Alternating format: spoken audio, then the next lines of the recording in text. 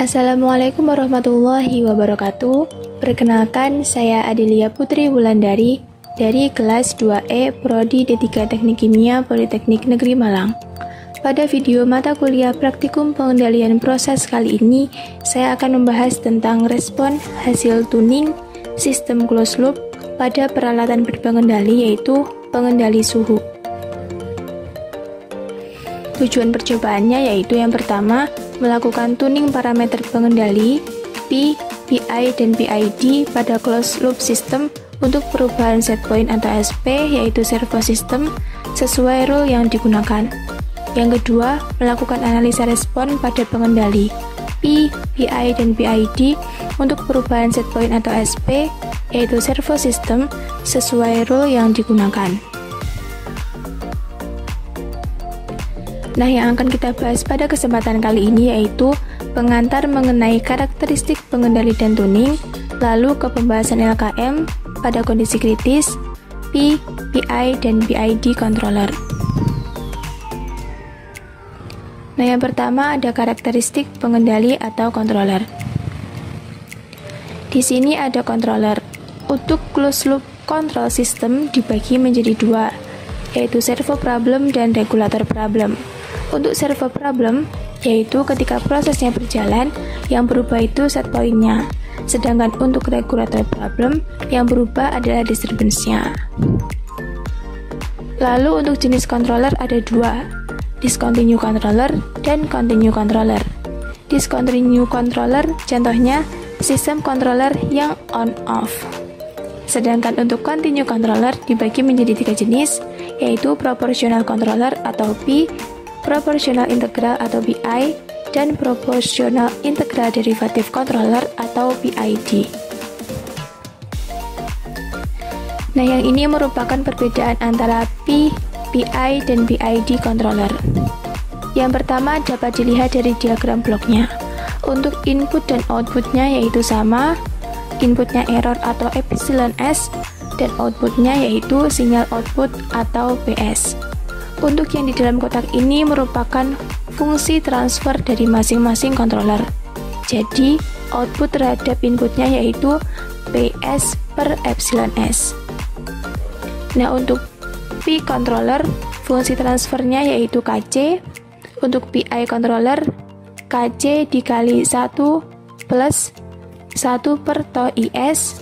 Sedangkan untuk PID controller yaitu KC dikali 1 plus tau DS plus 1 per tau IS. Nah, dari fungsi transfer tersebut diketahui parameter-parameter kendalinya, yaitu untuk P controller ada KC, untuk PI controller ada KC dan tau I, lalu untuk PID controller ada KC, tau I, dan tau D. Sedangkan pembeda yang selanjutnya ada kelebihannya. Untuk P controller, nilai sinyal outputnya akan sebanding atau proporsional dengan nilai errornya.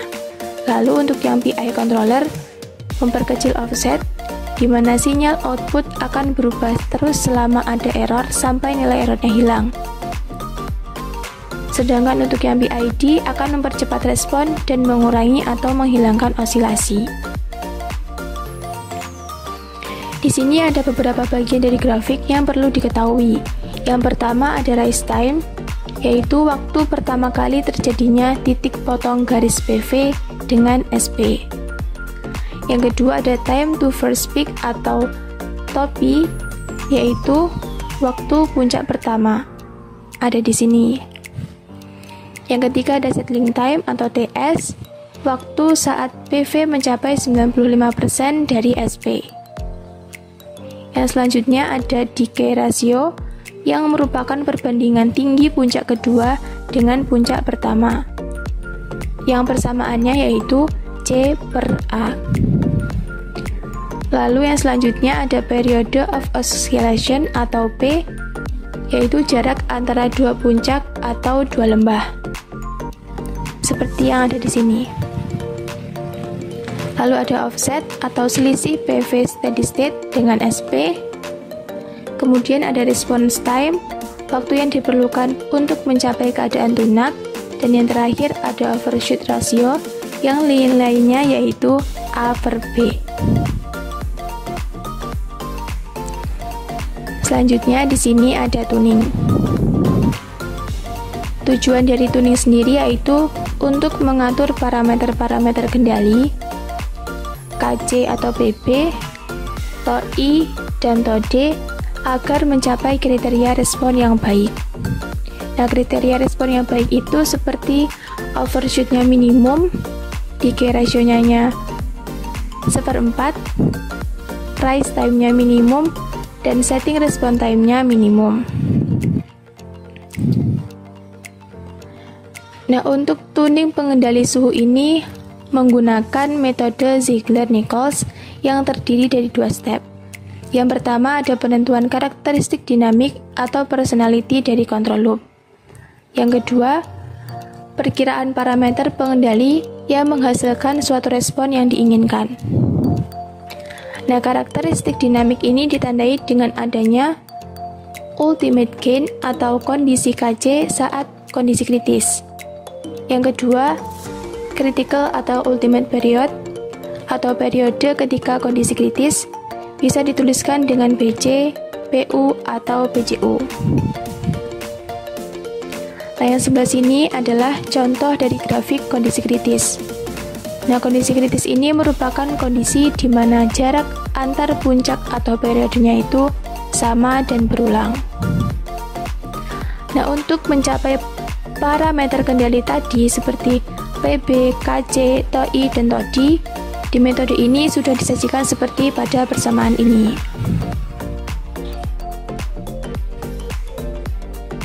Yang selanjutnya ada pembahasan lembar kerja mahasiswa. Yang pertama ada grafik kondisi kritis. Untuk sumbu X dan Y-nya diperoleh dari data pengamatan sebagai berikut.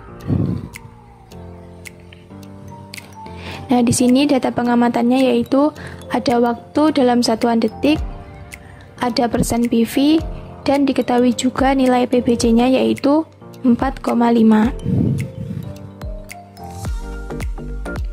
Nah, pada grafik, untuk sumbu X-nya yaitu waktu, dan sumbu Y-nya yaitu persen PV. Nah, tadi sudah diketahui nilai PBC sama dengan 4,5. Selanjutnya, untuk mencari nilai PC, kita bisa mengukurnya melalui nilai puncak yang tingginya sama atau hampir sama. Di sini dipilih puncak nomor 4 dan 5. Setelah itu, ditarik garis lurus dan diukur jarak antara puncak 4 dan juga 5 menggunakan penggaris, sehingga diperoleh hasil yaitu sebesar 0,45 cm. Nah, untuk skala 50 detiknya dihasilkan panjang sebesar 1,8 cm. Nah, nilai PC yang dalam satuan cm ini lalu dijadikan satuan waktu dengan cara 0,45 dibagi dengan 1,8 ini, lalu dikalikan dengan 50 detik, sehingga diperoleh nilai PC yaitu 12,5 detik. Nah, setelah diperoleh nilai PBC dan PC saat kondisi kritisnya, kita bisa menghitung nilai PB, KC, dan TOI, dan juga TOD untuk masing-masing pengendali menggunakan persamaan Ziegler-Nichols pada tabel ini. Nah, untuk nilai PB untuk P controller yaitu 2 dikali PBC. Dengan PBC-nya yaitu 4,5 diperoleh hasil 9. Lalu untuk PI controller 2,2 dikali PBC 4,5 diperoleh 9,9, dan untuk PID dengan rumus 1,7 dikali 4,5 diperoleh hasil 7,65. Selanjutnya, untuk mencari nilai KC menggunakan persamaan 100 per PB pada masing-masing pengendali yang sudah dicari tadi, sehingga diperoleh hasil PB pada P controller yaitu 100 dibagi dengan 9 dihasilkan 11,1111, sedangkan untuk PI 100 per 9,9 diperoleh hasil 10,1010, dan untuk PID 100 per 7,65 diperoleh 13,13 0,0718. Lalu untuk nilai TOI pada P controller tidak ada. Untuk PI controllernya 0,8 dikalikan dengan PC yaitu 0,83 dikalikan dengan 12,5 diperoleh nilai 10,375. Selanjutnya untuk PID yaitu 0,5 dikali PC-nya 12,5 dihasilkan nilai 6,25. Lalu yang terakhir ada TODI. Pada P dan PI controller, nilai TODI-nya tidak ada. Sedangkan untuk PID controller dapat dihitung menggunakan persamaan 0,13 dikali PC yaitu 12,5 diperoleh hasil 1,625. Selanjutnya, kita masuk ke grafik kurva hasil respon tuning untuk yang metode P controller. Sumbu X untuk waktu dan sumbu Y untuk persen PV dari grafik ini diperoleh dari data pengamatan waktu dan persen PV sebagai berikut. Nah, di sini selain tadi diketahui waktu dan juga persen PV-nya, di sini juga sudah diketahui nilai SP1-nya sebesar 40% dan juga SP2-nya sebesar 45% dan juga nilai PB-nya yaitu 9. Untuk tipe kontrolernya yaitu servo system dengan pengendali P controller. Nah, di dalam grafik ini sumbu X-nya yaitu waktu dan sumbu Y-nya yaitu persen PV. Di sini juga ada garis biru sebagai nilai SP2 dan ada garis hijau sebagai nilai akhir atau saat grafik sudah mencapai steady state.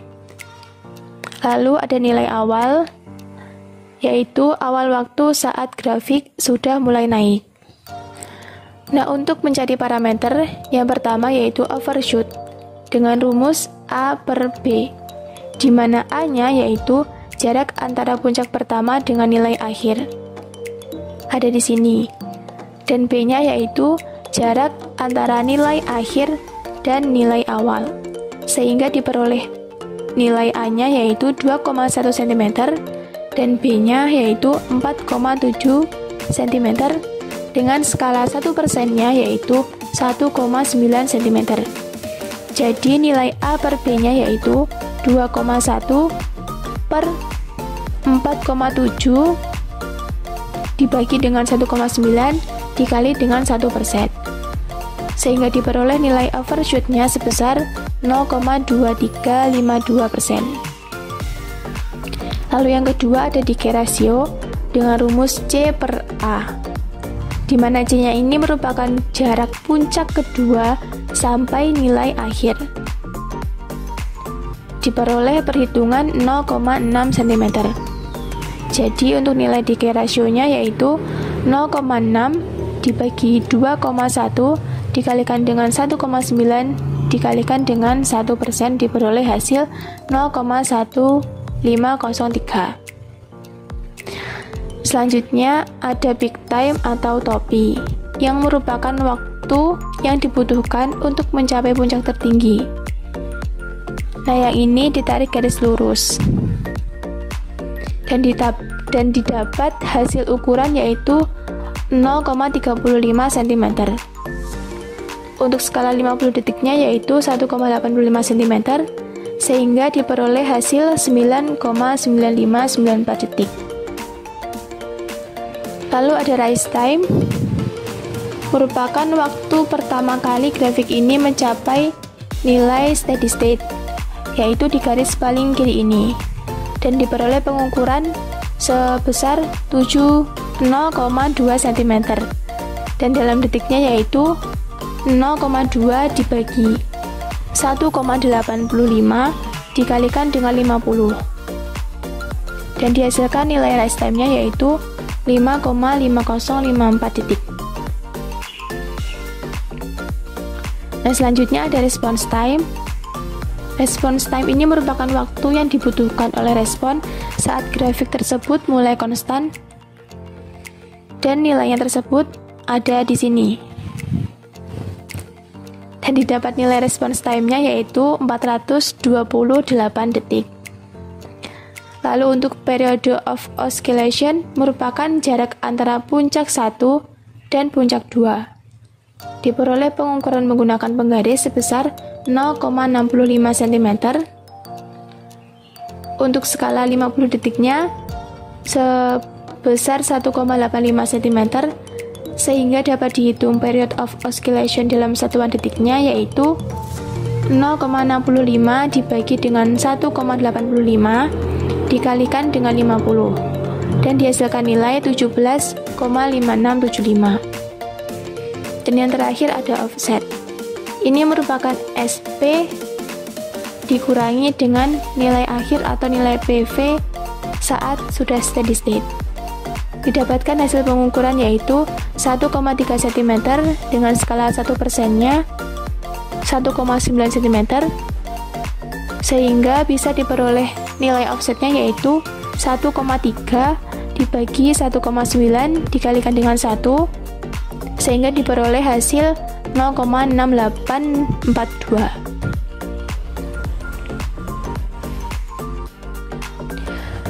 Nah, selanjutnya di sini ada grafik kedua yaitu grafik kurva respon hasil tuning saat mode PI controller. Nah, grafik ini didapat dari data pengamatan yang sudah diketahui sebelumnya, yaitu ada waktu dalam satuan detik dan juga ada persen PV-nya. Nah, di sini juga sudah ada data yang sudah diketahui yaitu SP1 sebesar 40% dan SP2 sebesar 45%. Dan didapat hasil PB dan TOI dari kondisi yang kritis awal tadi, di mana PB-nya yaitu 9,9 dan TOI-nya yaitu 10,38 detik. Nah, dalam grafik ini sumbu X-nya yaitu T, waktu dalam satuan detik, dan sumbu Y-nya yaitu persen PV. Lalu di sini ada garis biru sebagai SP2 dan garis hijau di atas ini merupakan nilai akhir, yaitu nilai saat grafik sudah mencapai keadaan steady state. Nah, untuk garis hijau di bawah ini yaitu nilai awal saat grafik akan mulai naik. Untuk parameter pertama yaitu overshoot, di mana persamaannya yaitu A per B sama seperti yang tadi, dan dihasilkan nilai sama dengan 0. Nah, ini dikarenakan A-nya ada di bawah garis hijau atau nilai akhir, jadi tidak terhitung. Lalu yang kedua ada decay ratio. Decay ratio-nya juga 0, di mana A dan C yang merupakan jarak puncak kedua ke nilai awalnya tidak tercapai juga, jadi nilainya sama dengan 0. Selanjutnya ada peak time yang merupakan waktu untuk mencapai puncak tertinggi, di mana puncak tertinggi atau pertamanya ada di bawah nilai awal atau ada di bawah garis hijau ini, jadi nilainya sama dengan 0. Selanjutnya di sini ada rise time, di mana rise time ini merupakan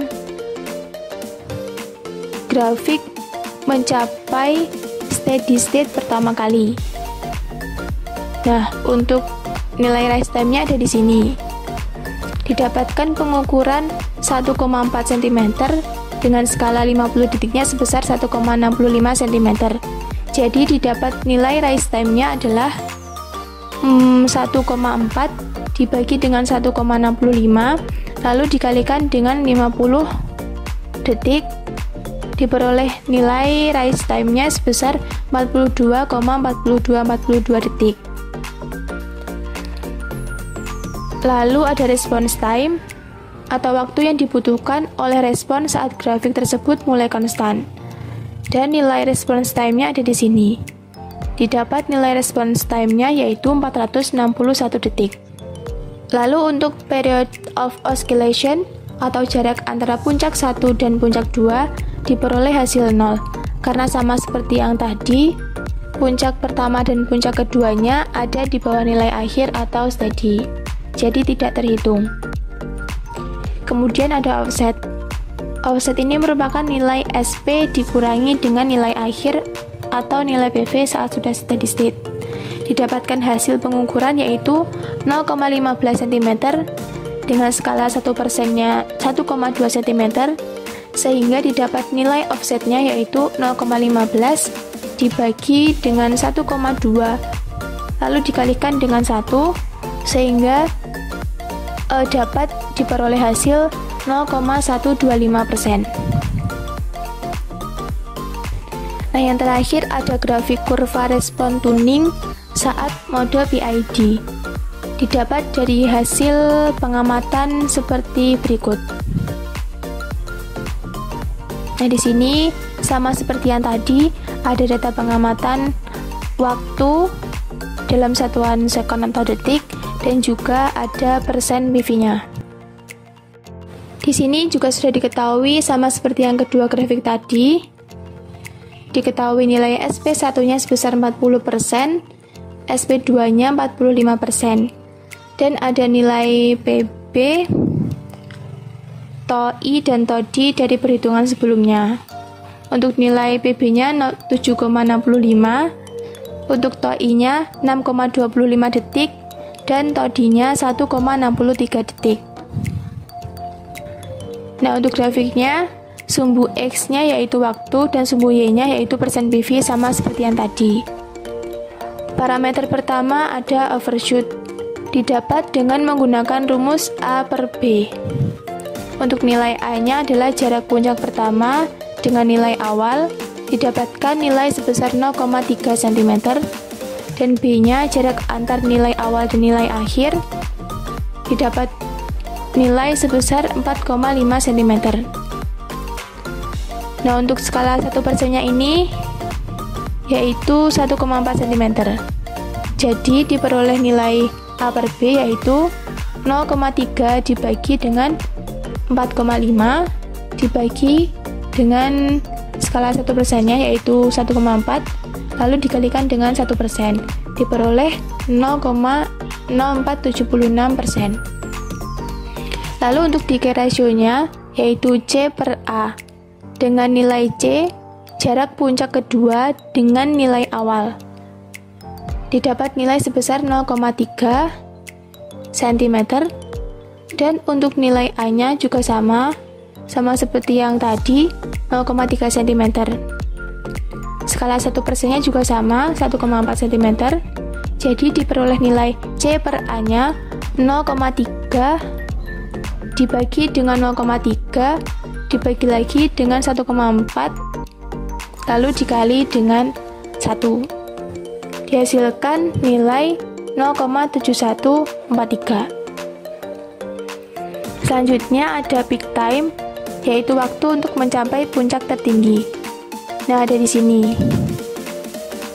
Dan didapat nilai 14,5455 detik. Lalu selanjutnya ada rise time, yaitu saat grafik mencapai keadaan steady pertama kali. Nah, nilai rise time-nya ini ada di sini dan diperoleh nilai sebesar 10,9091 detik. Untuk response time, waktu yang diperlukan atau dibutuhkan oleh respon saat grafik tersebut mulai konstan. Nah, untuk response time-nya ada di sini dan didapat nilai waktu sebesar 461 detik. Lalu untuk periode of oscillation-nya yang merupakan jarak antara puncak 1 dengan puncak 2 didapatkan 0,1 cm. Dengan skala 100 detiknya 2,75 cm, sehingga didapat hasil period of oscillation-nya 0,1 dibagi dengan 1,75 ini dikalikan dengan 100, hasilnya akan sama dengan 3,6363 detik. Kemudian yang terakhir ada offset. Offset ini merupakan nilai SP dikurangi dengan nilai akhir.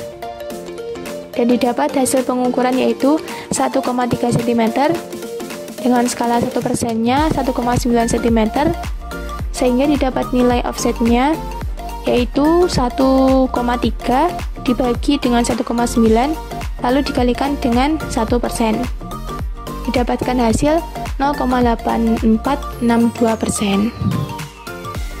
Nah, itu tadi penjelasan tentang respon hasil tuning sistem closed loop pada pengendali suhu. Terima kasih telah menonton. Cukup sekian penjelasan dari saya. Apabila ada kurang lebihnya, saya mohon maaf. Wassalamualaikum warahmatullahi wabarakatuh.